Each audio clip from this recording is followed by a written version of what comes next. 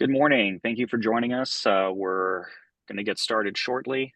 I know that we're waiting for some more people to join today. So once those people hop on, we'll go ahead and get started.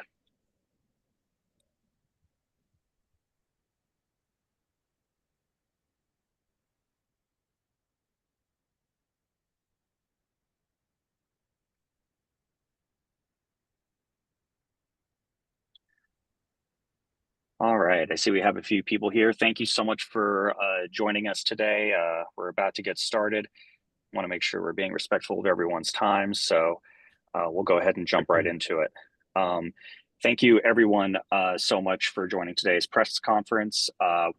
Get into everything in just a moment. My name is Lou Wasson with the Connected Commerce Council. I'm just going to take a moment to explain how we're going to do things here today. First of all, each panelist that you see before you is going to take a few minutes to introduce themselves and quickly discuss their concerns with the changes to taxable data processing services. Once they've all had a chance to speak, we'll move on to questions. Questions should be placed into the chat box. We'll pass the questions on to the panelists and read them out loud. If you have any questions for me, like actually to me rather than the panelists, feel free to send me an email afterwards, and I'm happy to answer those today, or at least for the purposes of the press conference. I want to make sure that we focus on the two panelists here. We'll also send out a press release afterward with a link to the recording. So be on the lookout for that once the press conference wraps up. The two panelists you're going to hear from today will talk about how they sell products online and why they're concerned about the possibility of their taxes going up. They currently pay taxes when they sell a product on an online marketplace like Walmart, Amazon, Etsy, etc. But if the legislature doesn't pass SB 265 and HB 1681, there's a serious risk that they could also have to pay taxes on data processing services when they list a product on an online marketplace. And as it turns out, I believe a hearing is now set for Monday in the Ways and Means Committee on this very issue.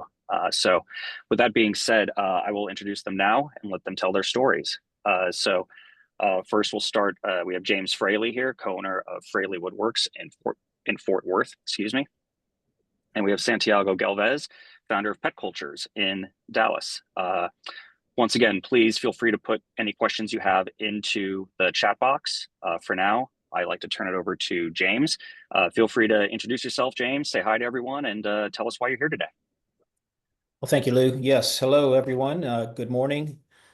I'm James Fraley, co-founder of Fraley Woodworks. We're based here in Fort Worth, Texas. I'm a retired aerospace engineer, and I started this business with my son, Asher, who's an architect and designer, and my wife, Paige, who's an artist. And we each bring our own skills to the table, creating handmade heirloom quality furniture with a mid-century modern design.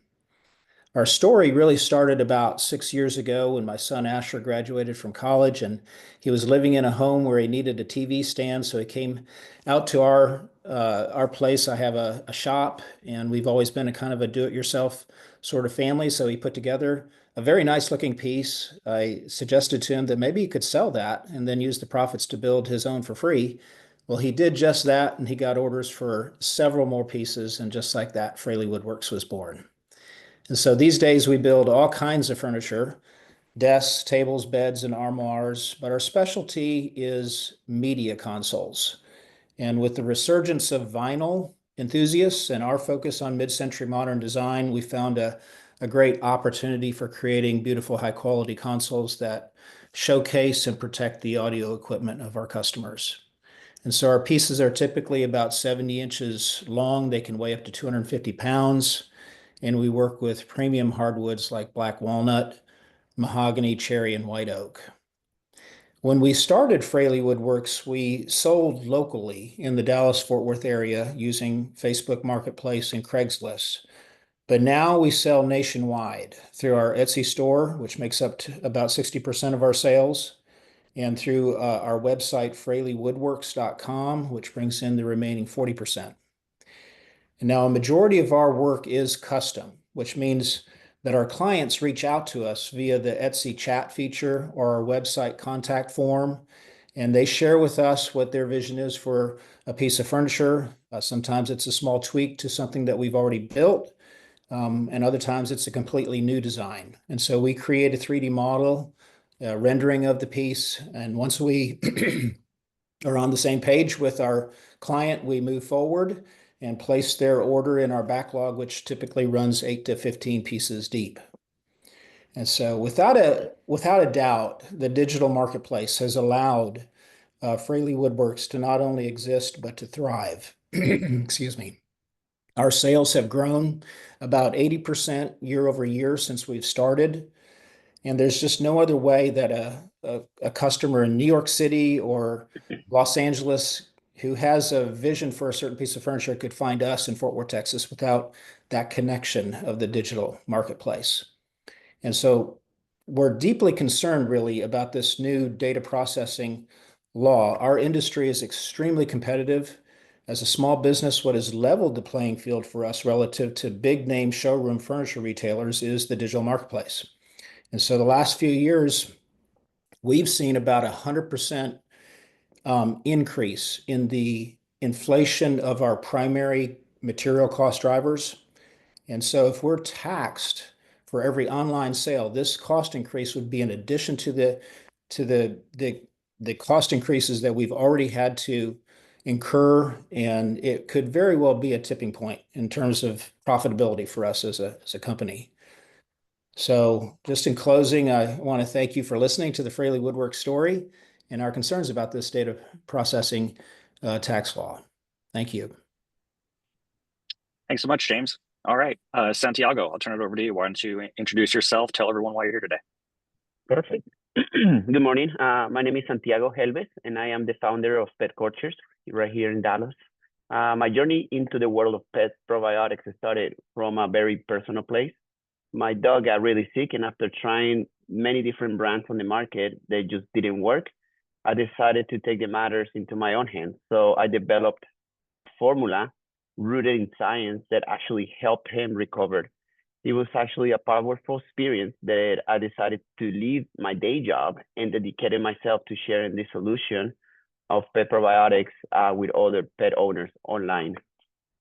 We produce our Pet Cultures brand, ensuring our quality in every step of the way. We sell currently on Walmart.com, Amazon.com, our Shopify store, and pretty much 100% online. Well, we're really incredibly proud of the positive impact our probiotics have on pets. Growing pet cultures hasn't really been easy. We're still a small company, and we're still under $100,000 annual revenue.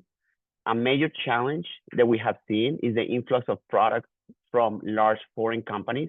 They often cut the corners with ingredients and lack of real scientific data. They can sell at prices that are really tough for us to match. So we are already at a really premium pricing. On top of that, the cost of online marketing keeps climbing, especially with big platforms favoring companies with massive advertising budgets. So that puts us in a really tough situation as we cannot continue to increase prices for the consumer. Now with this proposed incremental consumer tax or data processing tax is a real concern for the future of pet cultures. We already price our probiotics at a premium product pricing, reflecting the quality and care that goes into them. We are at the point that we simply cannot raise any prices any further. We know that every point of any 1% that we increase our pricing represents a 2% drop in volume. So it feels like another hurdle, making it harder for small businesses like mine to compete and thrive.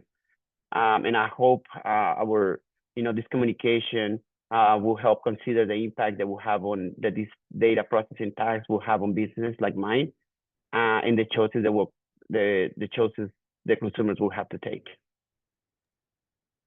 All right. Thank you so much, Santiago, for telling us about your business. Once again, to the folks who are joining us today, if you have any questions for either James or Santiago, feel free to put them in the chat, and I'll announce it over to them. While we're waiting for any questions to come in, just given, a lot of the economic uncertainty that small businesses are facing, and I'll open this up to both of you.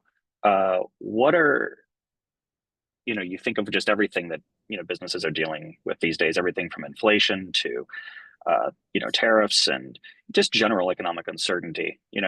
How do you, as a small business owner, feel about having to account for yet another piece of uncertainty, especially when it comes to your, taxes? What does something like this do to you as you have to now change the model of your business? And James, I'll let you go first. Yeah, sure. I kind of feel like it's kind of like the last straw on a camel's back, where we've gone through a series of kind of I think really challenging times in the last half a year. There's a lot of the economic uncertainty, and you see this reflected kind of in the stock market volatility. This is a reflection sort of customer confidence. And in our market, what happens is we see a really kind of a precipitous drop in people interested in our line of furniture. Our line of furniture we're at a higher level, and so we're trying to market to somebody who wants it's worth them to buy something that's handmade and it's high quality. It's going to be an heirloom piece that gets passed down to future generations. But when they're uncertain about their financial situation, they're going to revert to something. They're going to find a lower cost alternative to it. And so these are kind of the burden that's already been incurred on us. And now this would be, I view this as sort of it's an unknown, but yet this is now on us as yet another weight and we're already pretty weighted down. So that's why I said I feel like it's close to a tipping point in terms of profitability for us. Oops, Lou, you're on mute. I was on mute there. And as Santiago mentioned, you can't really raise prices any more than you already raised them. And, especially when you talk about the fact that, as, someone who is, if you're from Texas, this would affect, if this data processing fee tax were to go into effect, it would impact Texas online sellers specifically. It wouldn't impact sellers in other states. And so if you're having to raise your prices even a little bit, that now makes sellers in other states a little bit more competitive than you folks in, Oklahoma or New Mexico. If people are looking, for a product that you sell, Santiago, that now makes them a little bit more palatable, if the price is lower, if they're able to market themselves better. How does that kind of weigh into, the argument for you? Yeah, no, I mean, if you take a look at the whole microeconomics, economy of scale, there's a lot of companies out there that have massive resources and have actually their own plants, right? So for them to put together probiotics in this category, is the cost of goods sold is pretty much minimal. While I don't have the resources and millions of dollars to, one, own my manufacturer, or two, even go ahead and buy a big MOQ, minimum order quantity, from my manufacturer that is going to keep my cost of goods sold. So my cost of goods sold is really high. So eventually I have to be able to cover marketing, overhead costs and stuff like that. So it prices us up, while manufacturers or companies that sell online that I compete head to head with the same delivery times and everything, then they have big resources. The cost of goods sold is much lower, so it puts them way below my retail. And believe it or not, even though I might have a better formula and everything, the consumers are still really price conscious, right? And eventually it's gonna people are gonna defect to the big manufacturers, blocking the growth and potential for the small manufacturers because our cost of goods sold are pretty high. If we continue to increase the cost, if we continue to, with this data tax processing, it's just going to put us over the cliff. We came to the point that, we cannot continue to raise prices. So it's a really big hurdle when a company like mine that I'm putting, my savings, I'm self-funded, right? Like everything, and to be able to make this baby come alive, it's just really challenging to compete with other manufacturers over other states and even globally. Yep. We have a question from Brian Womack. Thanks for the question, Brian. I'll read it out to everyone. And James, maybe you can jump in here first. The question is, are there some kind of general ranges of what the increase would be, i.e. on a percentage basis? So I think he's asking what kind of like maybe price increase or what the tax increase would be for you, James, on a percentage basis. And Brian, if I got that wrong, please feel free to jump in, but I think that's what you were saying. Yeah, right now we just don't know. That's a question that I'm asking also. I just don't know the impact that this is going to have.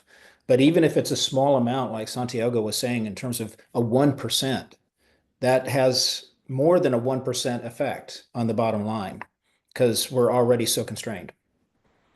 So I would like to know what that is too, in terms of the impact. But even if it's small, I guess we're saying it's any is too much right now. Well, right, and that goes back to general economic uncertainty right now. Yeah. Santiago, do you have an answer for that one as well? Yeah, I mean, there's still some things up in the air, ambiguity on how much this is going to cost. But yeah, based on my studies that I have done on the price flexibility of the product, I know even from 1% is going to represent 2% of volume drop, right? So even if this tax increase represents 5 or 7%, it's going to range from 10 to 14% volume drop because we already are a prime on a cliff of the price. So yeah, a lot of things in the air, a lot of things to learn, but at least we know that on our side that the 1 point of price increase is going to represent 2% of volume drop. Yeah.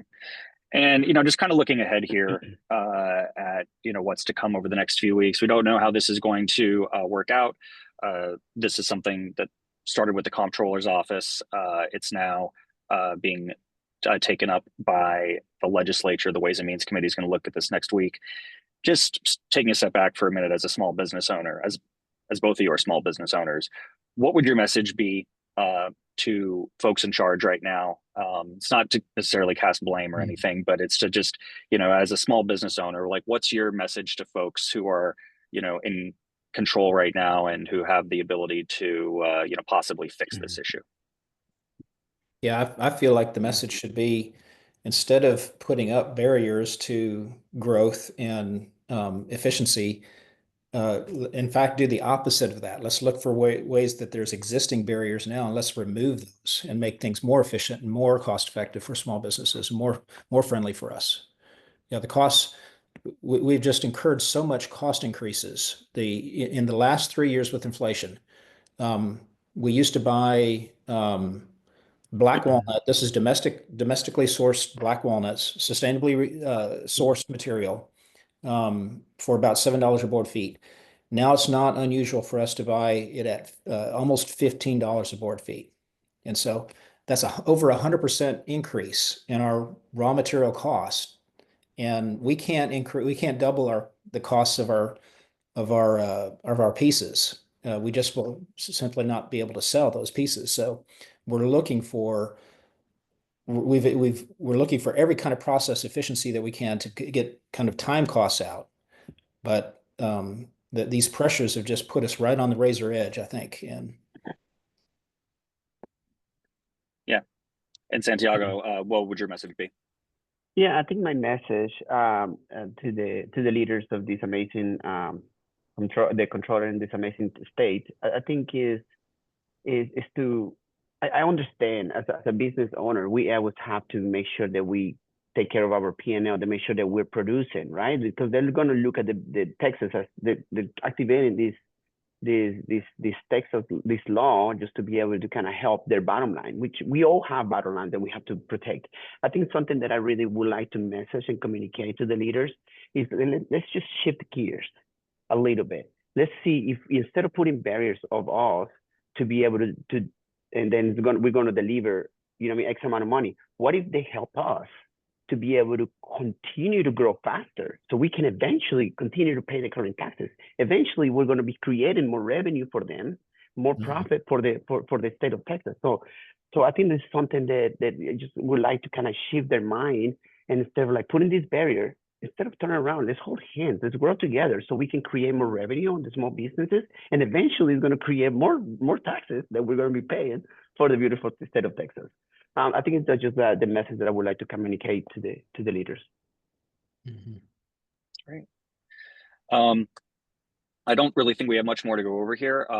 If we have any more questions, feel free to either put them in the chat or the Q&A right now. I'm actually going to drop my email address here into the webinar chat in case any of the folks who've joined us today have questions. They can reach out to me at that email address afterwards. I'm happy to follow up with anything you want to go over. But unless we have any more questions, Brian, I'm sorry, James or Santiago, do either of you have anything you wanted to add before we close it out? Well, just thank you for hearing our story, hearing our concerns. And yeah, we do view it as an honor, really, to be included in this panel, to be able to share our story. So it's good to be here. We are concerned, but we also feel like this could turn around. Maybe and instead of obstacles, we see policies and laws that really enable us to flourish.